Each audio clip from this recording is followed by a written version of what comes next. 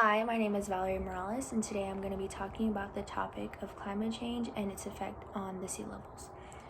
To begin with, climate change is causing worldwide problems. Since climate change and rising temperatures have introduced new environmental problems, especially the drastic rise in sea levels, people need to be aware of the consequences that are going to result if we continue to let the sea levels rise at the rate they are rising now. To begin with, according to an article from the National Resources Defense Council by Melissa Danhart, it implies that the problems resulting from climate change are going to have an effect on the human population. So it's not just going to affect a small portion of people, it's going to affect the whole entire world, and not in a positive way. To begin with, one of those problems that I will be talking about today is sea levels and how its rate is constantly accelerating throughout the years. For example, in her article by Rebecca Lindsay, she states that the sea level rise is accelerating, and it has accelerated from 0.06 inches to 0.14 inches, basically implying that it has doubled throughout the 20th century. Moreover, an article by Carbon Breathe implies that the main cause of climate change is anthropogenic sources. Anthropogenic is basically human sources, so human activities are the main cause of global warming and climate change throughout the years. For example, greenhouse gases are a result of anthropogenic energy, and those greenhouse gases basically consist of carbon dioxide, methane, and many other gases that are harmful to the atmosphere. And over the years, their presence in the atmosphere has increased due to the fact that humans are becoming more technology advanced. Moreover, climate.gov states that the way things are going, if we continue releasing the same number of greenhouse gases into the atmosphere, the sea level rate is just going to rise drastically.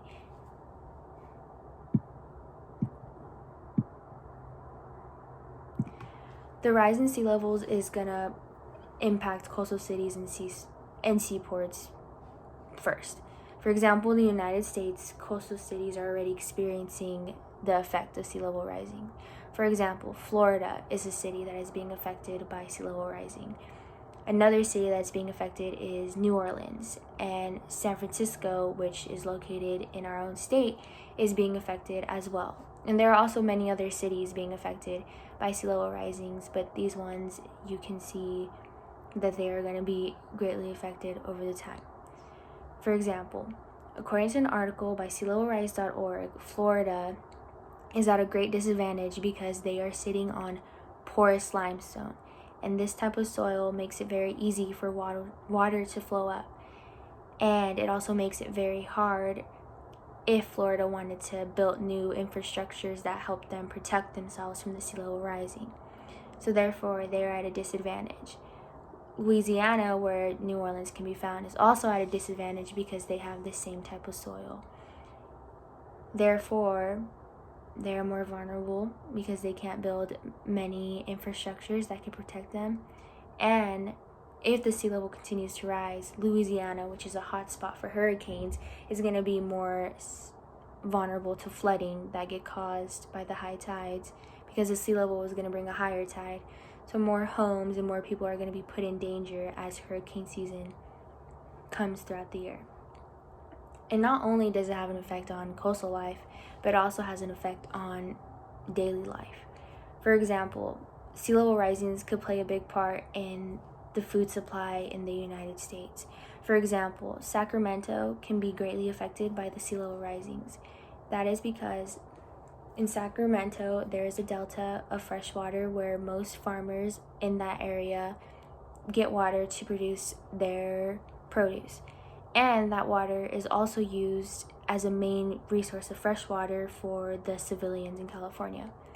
However, an article states that if the sea level rises, it's going to contaminate that water in the delta.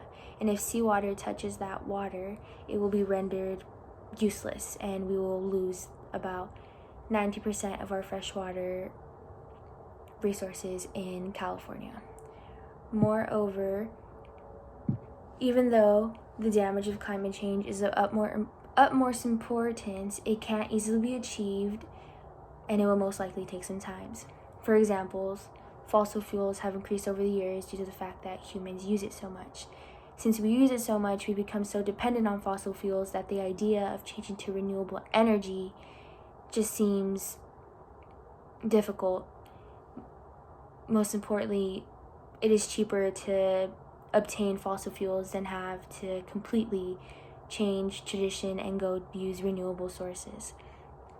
Moreover, human population is constantly growing over the years. More people are being brought onto this earth. Therefore, there are going to be more CO2 emissions due to the fact of human activity rising.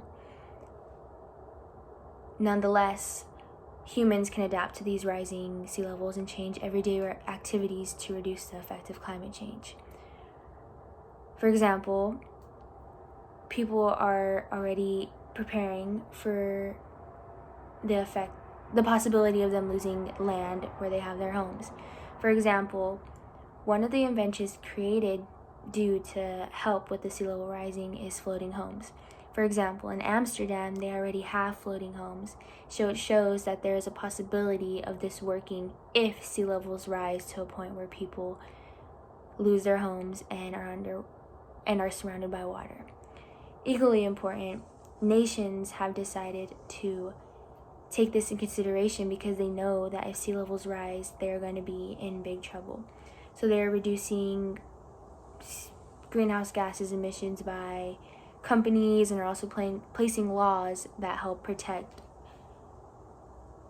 that help reduce the emission of CO2 gases and ultimately lessen the problem of global warming over time.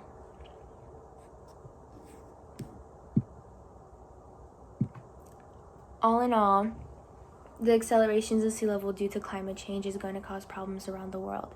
Coastlines and ports will be vulnerable to the change in sea levels. Equally important, a rise in sea levels is going to change the daily life of a human because it can lead to a natural disaster.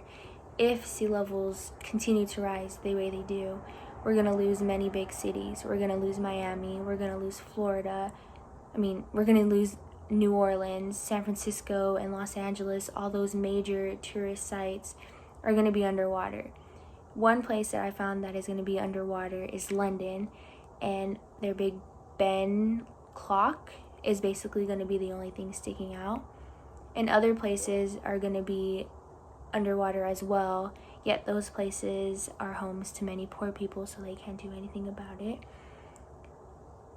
And it's ultimately going to damage many people's food supplies, water supplies, and other functions that basically make up our daily lives.